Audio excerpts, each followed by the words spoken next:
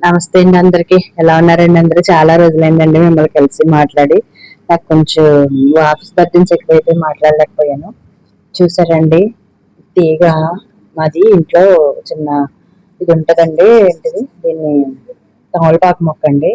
ఇది చూసారా ఎలా వాడిపోయిందో.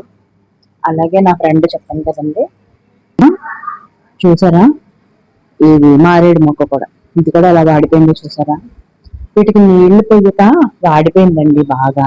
నీళ్లు పోస్తే బాగానే ఉండేది, నాకు టైం లేక నాకు ఇంట్లో చూసుకోవటం బయట చూసుకోవటం అన్ని నా వల్ల అయిపోయింది అనమాట. నేను దేవుడికి దండం పెట్టిన పూలు అన్ని దీంట్లో వేసేస్తాను. ఇదే కొద్దిగా మనకి ఎరువు కింద ఉపయోగపడుతుంది అని వేసేస్తాను అనమాట. చూడండి ఎలా అయిపోయిందో మొక్కలు. మన దీని నుంచి మనం ఏం నేర్చుకున్నాం అండి? మనుషులు కూడా అంతేనండి, మన బంధాలు కూడా ఇలాగే వాడిపోతా ఉంటాయి.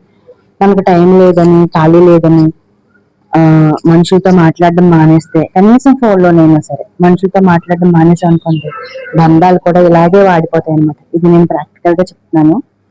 కాబట్టి ఎప్పుడు కూడా మొక్కలకి నీళ్ళు ఎలా వేస్తామో అలాగే మనుషులకు ఒక్క ఫోన్ కాల్, ఎలా ఉన్నావు, ఏం చేస్తున్నావు.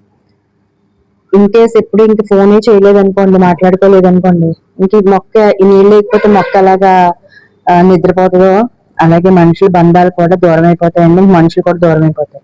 కాబట్టి మొక్కలను ఎంత జాగ్రత్తగా చూసుకుంటామో నీళ్లు పోసి బంధాలను కూడా అంతే జాగ్రత్తగా చూసుకోవాలండి. ఇదండి ఈ రోజు మన వీడియో. Thank you friends.